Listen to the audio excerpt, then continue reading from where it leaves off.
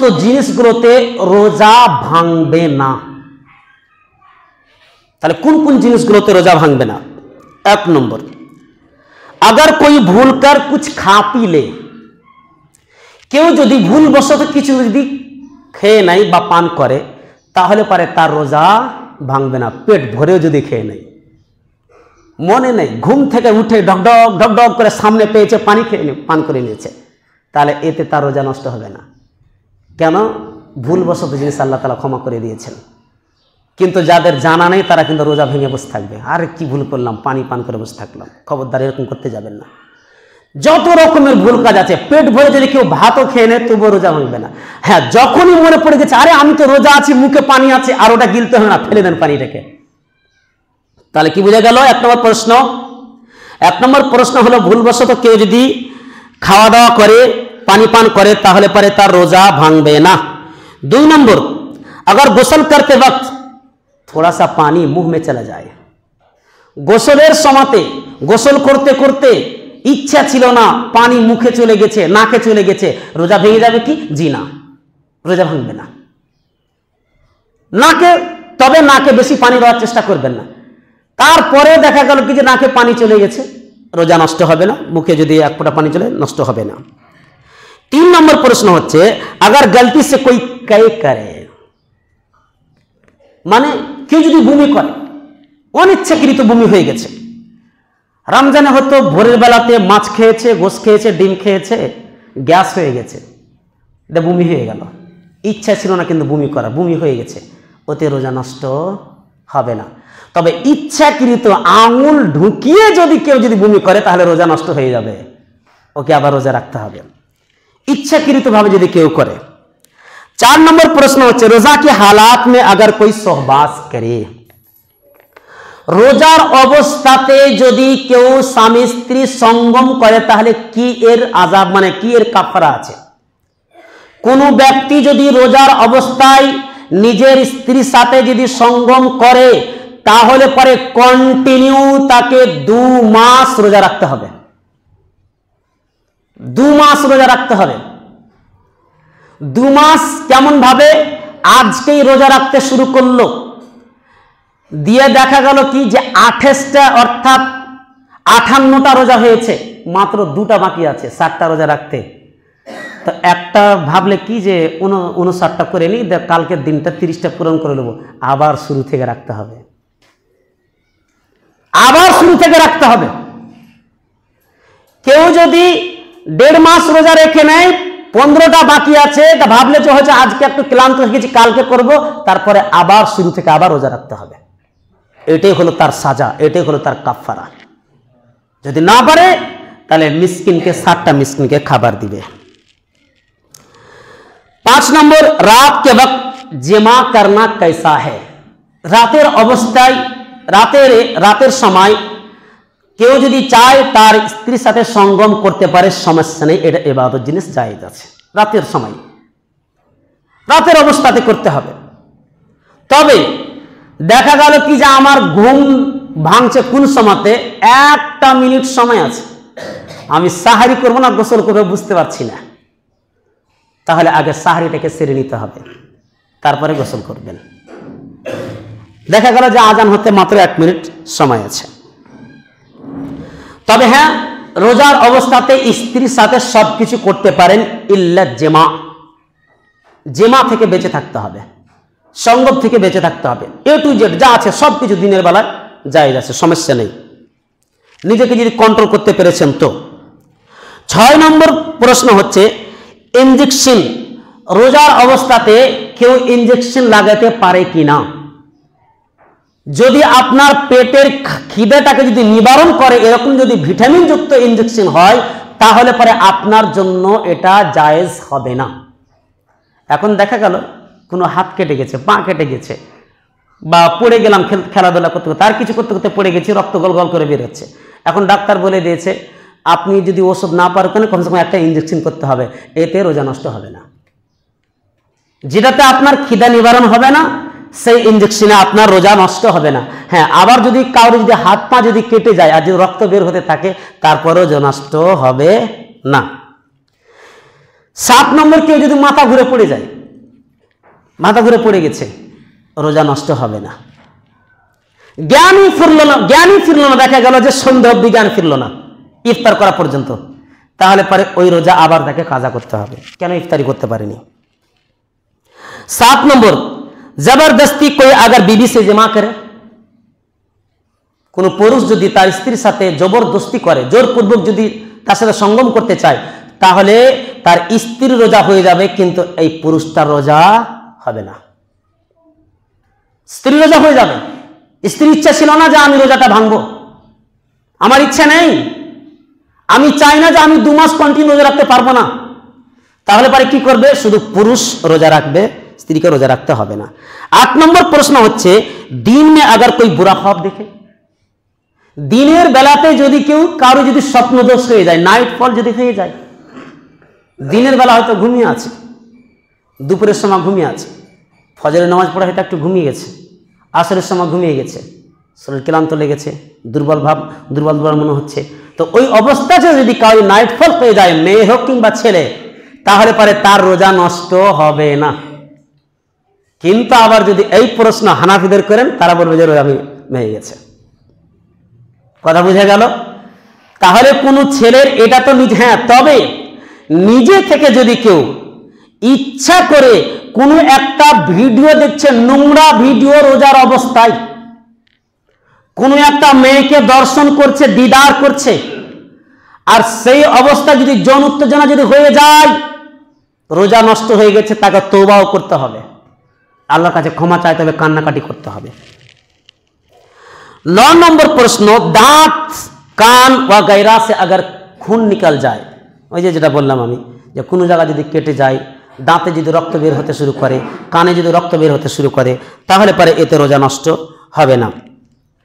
10 নম্বর, अगर कोई इंसान रोजा तोड़ने का इरादा करे, কোন মানুষ যদি রোজাটাকে ভাঙার চেষ্টা করে, কোন মানুষ রোজাটাকে ভাঙার চেষ্টা করলো, আজকে ভালো লাগছে না শরীরটা, রোজাটাকে ভেঙে দেবো, এরকম যদি কেউ করে, আর তারপরে কিন্তু রোজাটা আর ভাঙলো না, কথা বুঝবেন, রোজা কিন্তু আর ভাঙলো না, রোজা যদি রেখে দেয় সওয়াব পাবে না, রোজা নতুন করে রাখতে হবে। আগে বলেছি নিয়তের উপর নির্ভর, ইচ্ছা করেছে রোজা ভেঙে দেবো, কিন্তু না রোজা ভাঙবো না, এই তো আর মাত্র 3 ঘন্টা সময় আছে, রোজাটাকে রেখে দিল, তাহলে ওইতে সওয়াব পাওয়া যাবে না, বরং রোজা তাকে আবার নতুন করে করতে হবে। এই ছিল আপনার কিছু প্রশ্ন। তাহলে যে সমস্ত প্রশ্নগুলো আসলো যে রোজা নষ্ট হবে না, মহিলাদের মধ্যে কিছু জিনিস আছে, আপনারা তরকারি রান্না করতে করতে একটু হাতে বা আঙ্গুলে নিয়ে চিখতে পারেন, রোজা নষ্ট হবে না। এতে কোনো জায়গা আমি যাচ্ছি, হঠাৎ করে টিভির দিকে আমার দৃষ্টি চলে গেছে, আমি কিন্তু তাকাতে চাইনি, এতে রোজা নষ্ট হবে না। তবে রমজান মাসে রোজার অবস্থায় গীবত করবেন না, সমালোচনা করবেন না, পরনিন্দা করবেন না, লাগান বিরান করতে যাবেন না, এইগুলোতে রোজা পুরোপুরিভাবে নষ্ট হয়ে যায়। আমি আগেই বলেছি, মাল্লাম ইয়াদা কাওলা যুরি ওয়াল আমাল ফালাইসা লিল্লাহি হাজাতুন, যেই ব্যক্তি রোজার অবস্থায় মিথ্যা কথা বলা ছাড়তে পারলো না, বদ অভ্যাস ছাড়তে পারলো না, গীবত ছাড়তে পারলো না, সেই ব্যক্তি রোজার মাসে খাওয়া দাওয়া করুক আর না করুক, আল্লাহর কোনো যায় আসে না। তার মানে ইল্লাহি ওয়াহদা والصلاة والسلام على من لا نبي بعد أما بعد فأعوذ بالله من الشيطان الرجيم بسم الله الرحمن الرحيم والصائمين والصائمات وقال النبي الكريم صلى الله عليه وسلم من صام رمضان إيمانا واحتسابا غفر له ما تقدم من ذنبه।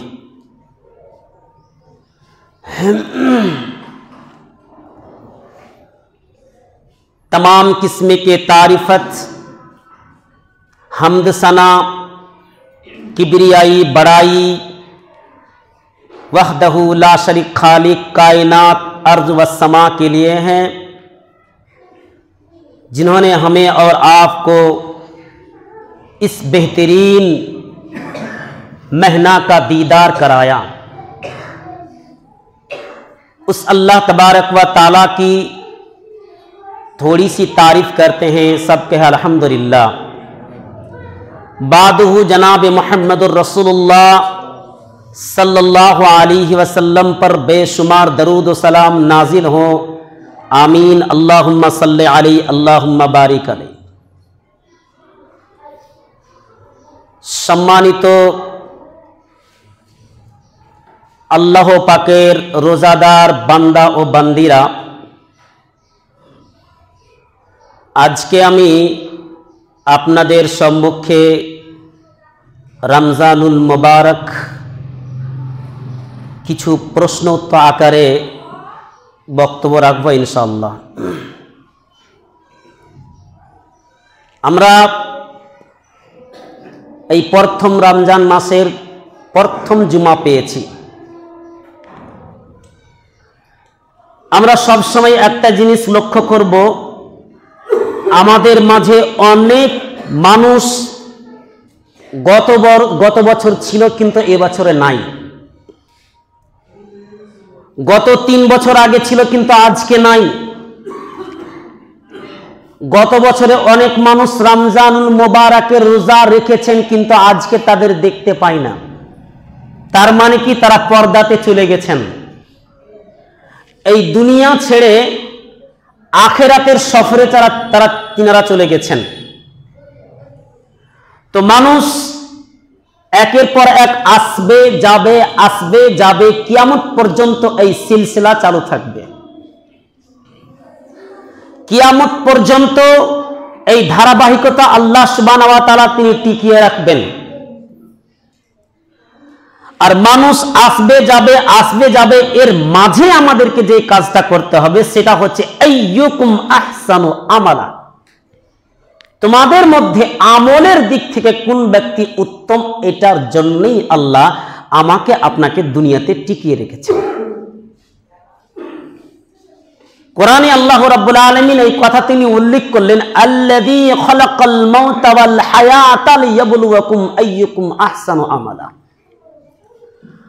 ওই সত্তা যিনি হায়াত মওতকে, জীবন মৃত্যুকে, মৃত্যু জীবনকে আল্লাহ সুবহানাহু ওয়া তাআলা তিনি সৃষ্টি করেছেন কিসের জন্য?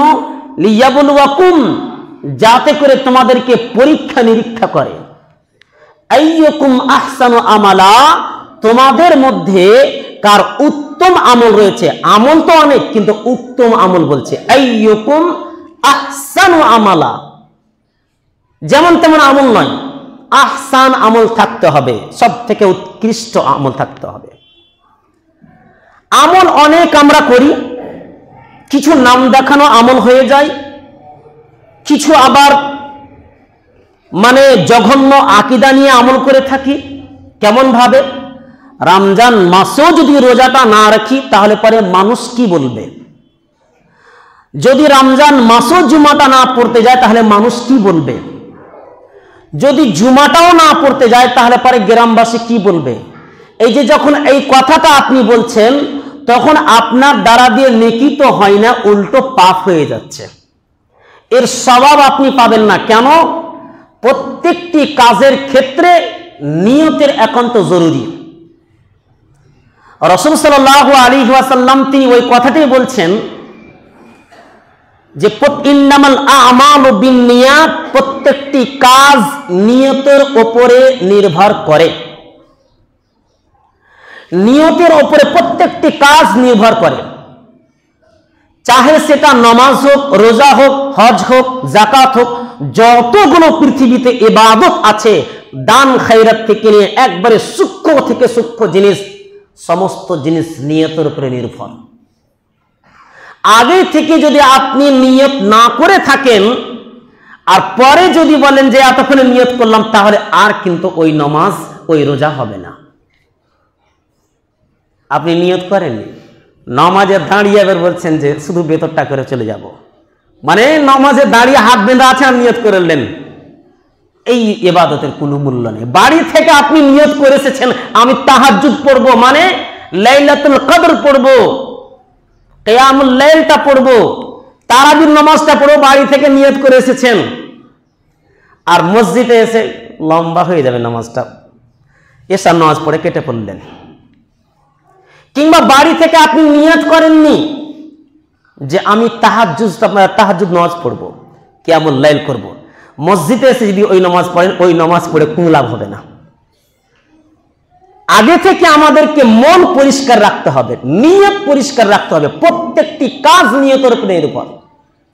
এমনও আলেম পর্যন্ত আছে যারা কোরআন হাদিস চর্চা করার পরেও, কেরাত শিখার পরেও, খুতবা বক্তব্য দেওয়ার পরেও জাহান্নামে যাবে। কেন? নিয়ত ঠিক ছিল না। অনেক মানুষ সাদকা করেও জাহান্নামে যাবে।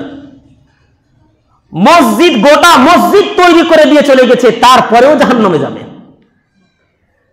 জাকাত, যতগুলো টাকা, যতগুলো অর্থ জাকাত বের হয়েছে, সমস্ত জাকাত দেওয়ার পরেও জাহান্নামে যাবে। কেন? নিয়তই ঠিক ছিল না। ওই জন্য প্রত্যেকটি কাজ নিয়তের উপরে নির্ভর করে। সুন্দর সুন্দর পোশাক আশাক আমাদেরকে জান্নাতে নিয়ে যাবে না। আমাদের উত্তম আমল আর নিয়ত, এই দুটি জিনিস আমাদেরকে নিয়ে যাবে।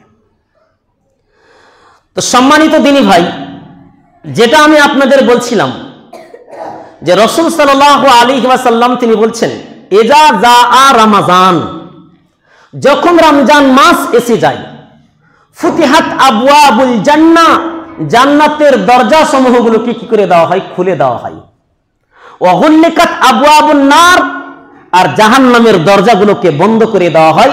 ওয়া সুফিদাতিশ শায়াতিন, আর শয়তানকে জিনজিরি দিয়ে বেঁধে দেওয়া হয়। অন্য এক বর্ণনাতে আছে আবওয়াবুস সামা, আসমানের দরজা সমূহকে খুলে দেওয়া হয়। এখন কথা হলো, রমজান মাসে জান্নাতের দরজা, রহমতের দরজা খুলে দেওয়া হয়, জাহান্নামের দরজাকে বন্ধ করে দেওয়া হয়, আর শয়তানকে জিনজিরি দিয়ে, শিকড় দিয়ে বেঁধে দেওয়া হয়। তারপরেও যারা রমজান মাসে খাওয়া দাওয়া করে, রমজান মাসে গালিগুলাজ করে, রমজান মাসে গীবত করে, রমজান মাসে জঘন্য কাজ করে, মেয়েরা ছেলে মেয়েকে দেখতে যায়, জানতে হবে ও নিজে শয়তান হয়ে গেছে। শয়তানের দোষ দিলে হবে না, এখানে নিজে শয়তান হয়ে গেছে। কেন? কোরআন হাদিস মিথ্যা হতে পারে না। মিথ্যা আমাদের জবান হয়ে গেছে, আমাদের শরীরটা হয়ে গেছে প্রতারণা। তো কি বোঝা গেল? রমজান আসলেই পারে রহমতের দরজা খুলে দেওয়া হয়, আর জাহান্নামের দরজা বন্ধ করে দেওয়া হয়, শয়তানকে বেঁধে দেওয়া হয়। এখন তারপরও যারা রমজান মাসে শয়তানি কাজ করে, আসলে শয়তান তাদের পিছনে নেই, এরা নিজে শয়তান হয়ে গেছে। চলেন নম্বর 2, যারা রমজান মাস পাওয়ার পরেও রমজান মাসে রোজা রাখে না, তাদের অবস্থা কি হবে? হযরত উমামা বাহিনী রাদিয়াল্লাহু তাআলা আনহু তিনি বলছেন, ইবনে হিব্বানে হাদিসটি বর্ণনা করা হয়েছে। হযরত আবু উমামা বাহিনী রাদিয়াল্লাহু তাআলা আনহু তিনি বলছেন যে আল্লাহ রাসূল সাল্লাল্লাহু আলাইহি ওয়াসাল্লামকে আমি বলতে শুনেছি। কি? আল্লাহ রাসূল তিনি বর্ণনা করছেন যে আমি একদিন রাত্রে শুয়েছিলাম, হঠাৎ করে দুজন ব্যক্তি আমার কাছে আসলো। দুজন ব্যক্তি আমার কাছে আসলো আর আমার বাহু দুটাকে ধরে তারা পাহাড়ের উপরে চড়তে শুরু করলো। আমার হাত দুটোকে ধরে তারা নিয়ে যেতে শুরু করলো এবং আমাকে বলল, আপনি এই পাহাড়ের উপরে উঠুন। আমি বলছি, এটা আমি ক্ষমতা রাখতে পারবো না, আমি এতে উঠতে পারবো না। বলছে, আপনি চেষ্টা করেন, সহায়তা আমরা করব, আমরা আপনাকে সাহায্য করব উঠতে, আপনি চেষ্টা করেন। কোন রকম আমি উঠলাম। উঠতে উঠতে একবারে মেন যে গন্তব্য জায়গা আছে, পাহাড়ের শেষ প্রান্তে আমি চলে গেলাম। শেষ প্রান্তে যে একটা বিকট চিৎকার শব্দ পাওয়া যাচ্ছে, এত ভয়ঙ্কর শব্দ পাওয়া যাচ্ছে, ভয়াবহ একটা আওয়াজ পাওয়া যাচ্ছে, আওয়াজ ভেসে আসছে আমার কানে। আমি জিজ্ঞাসা করলাম, এটা কিসের আওয়াজ? তখন ওই ব্যক্তি দুজন বলছে, এটা হচ্ছে জাহান্নামের আওয়াজ। কেমন জাহান্নামের আওয়াজ, বুঝতে পারলাম না। বলছে চলো আর একটু তোমাকে নিয়ে যাই। তখন আমি কিছুক্ষণ যাওয়ার পরে কিছু মানুষকে দেখছি, ওপরে ট্যাং, ওপরে পা, নিচে মাথা করে ঝুলানো রয়েছে। আর ওই তাদের যে গাল রয়েছে, এই গালটা চাকু দিয়ে, ছুরি দিয়ে কাটতে রয়েছে, চিরতে রয়েছে। আমি জিজ্ঞাসা করলাম এরা কারা? বলছে এরা হচ্ছে ওই সমস্ত হতভাগা মানুষ যারা দুনিয়ার বুকে রমজান মাসে খাওয়া দাওয়া করতো দিনের বেলাতে। তাহলে দিনের বেলাতে যারা রমজান মাসে খাওয়া দাওয়া করত, ওই খাওয়া দাওয়া করার কারণে আজকে তারকে এটা প্রতিফল দেওয়া হলো, তাদেরকে আজকে বদলা দেওয়া হলো। এটা অনেক মানুষ যখন রোজা রেখেছিল, ছোট ছোট কচি কচি ছেলে মেয়েরা রোজা রেখেছিল, তখন এই হতভাগাগুলো রমজান মাসে খাওয়া দাওয়া করত। অনেক মানুষ আছে যারা গুটকা খাওয়ার অভ্যাস করে নিয়েছে, এই গুটকা খাওয়ার কারণে রমজান মাসে রোজাও রাখতে পারে না। কি বলে যে আমি ভাত ছেড়ে দিতে পারি, আমি পানি ছেড়ে দিতে পারি, আমি স্ত্রী ছেড়ে দিতে পারি, কিন্তু গুটকা ছাড়তে পারছি না। এই অভ্যাস বানিয়ে ফেলেছে। অনেক যুবক ছেলে এরকম আছে যারা গুণের অভ্যস্ত হয়ে গিয়েছে, যারা খনির অভ্যস্ত হয়ে গিয়েছে, যারা বিড়ি অভ্যস্ত হয়ে গিয়েছে, সিগারেটে যারা অভ্যস্ত হয়ে গিয়েছে, এরা শুধু একটাই কারণে রাখতে পারে না। কেন? যে তারা নিষেধে অভ্যস্ত হয়ে যাওয়ার কারণে রোজা পর্যন্ত ছেড়ে দিচ্ছে। রাসূল সাল্লাল্লাহু আলাইহি ওয়াসাল্লাম তিনি যখন একদিন খুতবা দিতে উঠলেন, খুতবা দিতে উঠে যখন প্রথম সিঁড়িতে মেম্বারে পা রাখছেন তিনি বলছেন আমিন। দ্বিতীয় সিঁড়িতে যখন পা রাখলেন তিনি বলছেন আমিন। তৃতীয় সিঁড়িতে যখন পা রাখলেন তিনি বলছেন আমিন। সাহাবায়ে কেরাম বলছে আমরা অবাক হয়ে গেলাম, আশ্চর্য গেলাম, আমিন আমিন আল্লাহ রাসূল বলতে রয়েছে, what is the problem, what is the matter, কি ব্যাপার? তারপরে আল্লাহ রাসূল যখন মেম্বার থেকে আসলেন, মেম্বার থেকে নামার পরে সাহাবায়ে কেরাম জিজ্ঞাসা করলেন আল্লাহ রাসূল আমরা কিছুই বুঝতে পারলাম না, আমরা তো কিছুই বলি না, আপনি শুধু আমিন আমিন বলে যাচ্ছেন, কিন্তু কারণটা কি, কি জন্য আপনি আমিন আমিন বলছেন? তখন বলছে শুনো, আমরা যেরকম ভাবে দোয়া করি, এই যে কুনুত পড়তে গেলে আমিন আমিন আপনারা পিছনে বলেন, আমরা যখন বলি যে আল্লাহ তাআলা তুমি প্রত্যেকটা মুসলিমকে নিরাপত্তা দান করো, তখন আমরা বলি আমিন। আল্লাহ রাসূল সাল্লাল্লাহু আলাইহি সাল্লাম তিনি এখানে বুঝাতে চেয়েছেন, আমি আমিন বলার কারণ হলো এই যে জিবরাইল আলাইহিস সালাম 3 শ্রেণীর ব্যক্তির জন্য বদদুয়া করতে রয়েছে। 3 শ্রেণীর মানুষের জন্য বদদুয়া করছে, নারী পুরুষ উভয় আছে। তাদের মধ্যে থেকে একজন হলো জিবরাইল আলাইহিস সালাম বলছে ওই ব্যক্তি ধ্বংস হোক, ওই ব্যক্তি হালাক হয়ে যাক, ধ্বংস হয়ে যাক, যেই ব্যক্তি রমজান মাস পাওয়ার পরেও নিজের গুনাহগুলোকে মোচন করতে পারল না, আল্লাহ সুবহানাহু ওয়া তাআলার কাছে ক্ষমা প্রার্থনা করতে পারল না, সেই ব্যক্তি যেন ধ্বংস হয়ে যায়। আমি বললাম আমিন। এর থেকে বড় হতভাগা কেউ আছে? এর থেকে বড় কেউ শয়তান আছে?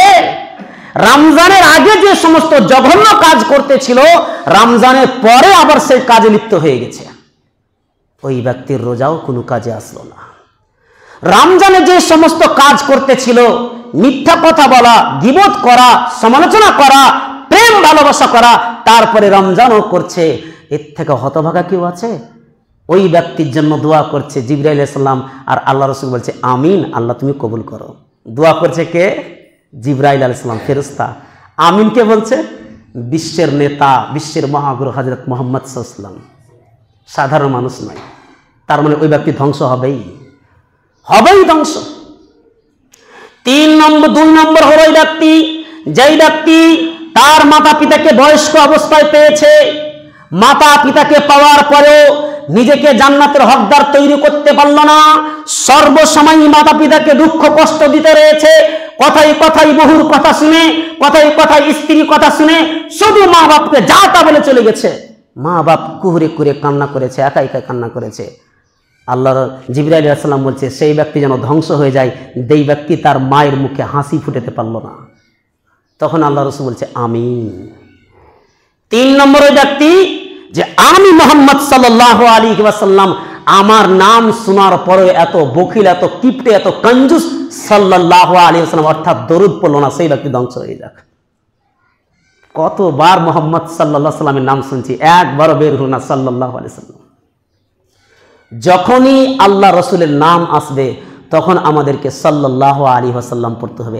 আল্লাহ রসুল বলছে যখন সাল্লাল্লাহু আলাইহি ওয়াসাল্লাম পড়বে না সেই ব্যক্তি যেন ধ্বংস হয়ে যায়। এটা জিবরিল আলাইহিস সালাম দোয়া করছেন। সাহাবীদের নাম আসলে পারে রাদিয়াল্লাহু আনহুম ওয়া রাযু আন, এই দোয়া পড়তে হবে। তাহলে কি বোঝা গেল? যারা রমজান মাসে খাওয়া দাওয়া করে এদের ব্যাপারে রাসূল সাল্লাল্লাহু আলাইহি সাল্লাম তিনি বলছেন তাদেরকে উল্টো করে ঝুলানো হবে আর তাদের গালগুলোকে চাকু দিয়ে চিরা হবে, ছুরি দিয়ে চিরে দেওয়া হবে। যেই ব্যক্তি রমজান মাস পাওয়ার পরেও নিজের গুনাহগুলোকে মিটিয়ে নিতে পারলো না, মা বাপকে সন্তুষ্ট করতে পারলো না, আল্লাহ রসুলের নাম আসার পরেও দরুদ পড়লো না, সেই ব্যক্তি ধ্বংস হয়ে যাক। এই তিন শ্রেণীর ব্যক্তির ব্যাপারে আল্লাহ রসুল ধ্বংস দোয়া করেছেন। চলেন রমজানের ফজিলত কি রয়েছে, কি ফজিলত আছে? রাসূল সাল্লাল্লাহু আলাইহি ওয়াসাল্লাম তিনি বলছেন মান সামা রমাযানা ঈমানান ওয়া ইহতিসাবান গফারা লাহু মা তাকাদ্দামা মিন যামবি। যেই ব্যক্তি রমজান মাসের সিয়াম রাখলো, যেই ব্যক্তি রমজান মাসের রোজা রাখলো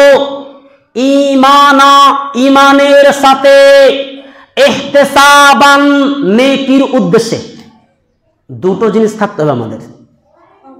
ঈমানের সাথে আমাদেরকে রমজান মাসের সিয়াম রাখতে হবে, আর কি ইহতিসাবা একটা লালচ থাকতে হবে, একটা আশা থাকতে হবে, একটা উদ্দেশ্য থাকতে হবে, একটা টার্গেট থাকতে হবে। কেন রোজা রাখছি আমি একমাত্র জান্নাত পাওয়ার জন্যই তো রোজা রাখছি, এটা আপনাকে আশা থাকতে হবে। তাহলে আল্লাহ রাসূল কি বলছেন? গফারা লাহু মা তাকাদ্দামা মিন যামবি। যেই ব্যক্তি নেকির সাথে এবং যে ব্যক্তি ঈমানের সাথে নেকির উদ্দেশ্য রোজা রাখবে আল্লাহ সুবহানাহু ওয়া তাআলা তার পূর্বেকার 1 বছরের গুনাহগুলোকে ক্ষমা করে দিবেন। সুবহানাল্লাহ। এই হচ্ছে রমজানের রোজা রাখার ফজিলত। চলেন আর একটা কি বলছেন? ওয়ামান কামা লাইলাতাল কদরি ঈমানান ওয়া ইহতিসাবান গফারা লাহু মা তাকাদ্দামা মিন যামবি। আর যেই ব্যক্তি কিয়ামুল লাইল অর্থাৎ তারাবির নামাজ পড়ে, আল্লাহ রসুল বলছেন সেই ব্যক্তি যদি ঈমানের সাথে নেকির উদ্দেশ্যে যদি লাইলাতুল কদর অর্থাৎ এই যে কিয়ামুল লাইল তারাবির নামাজ পড়ে তার পূর্বেকার 1 বছরের গুনাহগুলোকে আল্লাহ তাআলা ক্ষমা করে দিবেন। প্রতি বছর যদি আমাদের গুনাহগুলো ক্ষমা হতে থাকে, গুনাহ থাকবে কোথায়? তাহলে সে লোকটা পরিষ্কার হয়ে গেল, পুরোপুরি ক্লিন হয়ে গেল। সম্মানিত দিনী ভাই, এখানে আমি আপনাদের এটাই বলতে চেয়েছি, যেই লোকটার নামাজ পড়ে অভ্যেস নাই সেই লোকটা রমজান মাসে রোজা রাখতে গেলে ক্ষিপ্ত হয়ে যায়, সেই লোকটা রমজান মাসে রোজা রাখলে তৃপ্তি পায় না, তারাবি পড়তে তৃপ্তি পায় না, তারাবির নামাজ পড়তে আসলে পরে ক্ষিপ্ত হয়ে যায়। কেন? ও তো অভ্যাসই নেই নামাজ পড়ে, ও আর নামাজের মর্যাদা কি বুঝবে? ও তো কোরআন পড়ার অভ্যাসই নেই, ও শুধু রমজান মাসে কোরআন পড়ে কি করবে? রমজান মাস আমাদের জীবনকে পরিবর্তন করার জন্য এসেছে। রমজান মাস আমাদের ভুল ত্রুটিগুলোকে মিটিয়ে দেওয়ার জন্য এসেছে। কিন্তু দুঃখের বিষয়, মানুষ এত নিচে নেমে গিয়েছে, মানুষ এত শয়তানের রাস্তাতে চলে গেছে, আর ফিরে আসতে পারে না যে কোনটা নবীর পথ কোনটা শয়তানের পথ, সব ভুলে গেছে। রাসূল সাল্লাল্লাহু আলাইহি ওয়াসাল্লাম তিনি বলছেন ইন্নাল জান্নাতা রায়্যান, রায়্যান নামক এক জান্নাত রয়েছে, ইয়কালু লাহু রায়্যান। সেই রোজাদারের জন্য একটা জান্নাত রয়েছে, যেই জান্নাতের নাম হলো রায়্যান। সেখানে কেউ প্রবেশ করতে পারবে না, একমাত্র রোজাদার প্রবেশ করবে ওই জান্নাতে। ডাকা হবে আইনাস সাইম, রোজাদার কোথায়? ফায়াকুমু, সে দাঁড়িয়ে যাবে এবং বলবে তুমি প্রবেশ করো এই জায়গাতে। জান্নাতে যখন প্রবেশ করবে আল্লাহ সুবহানাহু ওয়া তাআলা জান্নাতের দরজাকে বন্ধ করে দিবেন আর বলবেন আর কেউ প্রবেশ করতে পারবে না, তুমি শুধু এখানে থাকবে। এই হচ্ছে রমজানের ফজিলত, এই হচ্ছে রমজানের ফজিলত। আমি গত রাত্রে বলেছিলাম যে রোজাদারকে ইফতার করাবেন, সওয়াব পাওয়া যাবে। কোন হতভাগা আছে শয়তানি দিমাগ নিয়ে আমি নাকি বলেছি এগুলো বাড়াবাড়ি করা কি দরকার আছে, ওই টাকাটা মসজিদে নিয়ে দিয়ে দিবে, নাউজুবিল্লাহ, এরকম কথা কোনোদিন বলিনি। ও আসলে শয়তান, ও ফিতনা বাড়াতে চাইছে যে এরকম কথা বলছে, ও একটা শয়তান। আমি এই কথা বলতে চেয়েছি, যেই জিনিসের জন্য যেই টাকাটা উঠানো হবে সেই টাকা শুধু সেই কাজে লাগবে। মসজিদের জন্য যদি টাকা উঠান, মসজিদের টাকা কবরস্থানে লাগানো যাবে না, কবরস্থানের টাকা মসজিদে লাগানো যাবে না, সাদকার টাকা মসজিদে লাগানো যাবে না। যেটার জন্য আপনি যে টাকাটা উঠাবেন সেই কাজেই লাগাতে হবে। এখন যদি আপনি বলেন মসজিদে রঙের জন্য আমি টাকা উঠাবো, তাহলে ওই রংটাই করতে হবে। কেন? মানুষ ওটার আশা করি দেয় যে হ্যাঁ রং হবে মসজিদে, মসজিদে প্লাস্টার হবে। জীবনে এরকম কথা আমি কোনোদিন বলিনি। তার মানে বুঝতে হবে এদের ভিতরে শয়তান ঢুকে গেছে। গতবার তো আমি বলেছিলাম যদি পারেন খেজুর পানি দিয়ে ইফতার করান, এটা আমার বলা আছে, এটা আমি বলেছি। তবে ইফতারি থেকে কেউ বাকি থাকেন না, নেকির কাজ যে যেরকম ভাবে পারবেন সেই অনুযায়ী ইফতার করাবেন। এখন কয়েকটি প্রশ্ন আছে, এই প্রশ্নগুলো আমি বলেই আমি আমার বক্তব্য ইতি টানব। প্রশ্ন হচ্ছে, 1 নম্বর প্রশ্ন, তারাবি নামাজ এবং তাহাজ্জুদ নামাজ কি এক? জি হ্যাঁ, যেটা হচ্ছে রমজানের বাইরে সেটাই হলো তাহাজ্জুদ, রমজানে এটা হয়ে গেছে তারাবি। তার মানে রমজান মাসে আর এমনি মাসে তারাবি আর তাহাজ্জুদ হচ্ছে একই সালাত। চলেন এখন প্রশ্ন হলো, যেই সমাধান থেকে আমাদের বুঝতে হবে যে রোজা শুধু না খেয়ে থাকার নাম ঈমান নয়, রোজা নয়। সমস্ত রকম যে সমস্ত হালাল জিনিসগুলো আছে ওই সমস্ত হালাল জিনিস থেকে আমাদেরকে বিরত থাকতে হবে। রোজা ইফতার করার পরে বারবার আপনাদের বলছি, খবরদার হাতে বিড়ি নেবেন না। রোজা ইফতার করার পরে খবরদার সিগারেট গুটখা নিয়েন না মুখে, না হলে এই রোজার কোনো দাম হবে না। খামখেয়ালি ইবাদত করলে হবে না। ইবাদত রোজা ওইভাবে করতে হবে যেইভাবে আল্লাহ রসুল বিধান দিয়েছেন। নিজের ইচ্ছা মতো যদি আমরা ইবাদত করেছি, এই ইবাদতের সওয়াব তো পাওয়া দূরের কথা, লাস্টে গুনাহ হয়ে যাবে, পাপ হয়ে যাবে। আল্লাহ তাআলা আমাদের সকলকে বুঝার থেকে আমল করার তৌফিক দান করেন। রব্বুল আলামিন আমাদের সকলকে তুমি সঠিকভাবে একটি মাস রোজা রাখার তৌফিক দান করো। আল্লাহ গো, এই রমজান মাসে যেন আমরা পরিবর্তন হতে পারি সেই শক্তি তুমি আমাদের দাও। আউযু বিল্লাহি মিনাশ শাইতানির রাজিম। বিসমিল্লাহির রহমানির রহিম। ইয়া আইয়ুহাল্লাযীনা আমানু সাল্লু আলাইহি ওয়া সাল্লিমু তাসলিমা। আল্লাহুম্মা সাল্লি আলা মুহাম্মাদিন ওয়া আলা আলি মুহাম্মাদ কামা সাল্লাইতা আলা ইব্রাহিম ওয়া আলা আলি ইব্রাহিম ইন্নাকা হামিদুম মাজিদ। اللهم بارك على محمد وعلى ال محمد كما باركت على ابراهيم وعلى ال ابراهيم انك حميد مجيد. ربنا آتنا في الدنيا حسنة وفي الآخرة حسنة وقنا عذاب النار. ربنا ظلمنا انفسنا وان لم تغفر لنا وترحمنا لنكونن من الخاسرين. ربنا تقبل منا انك انت السميع العليم. واخر دعوانا الحمد لله رب العالمين.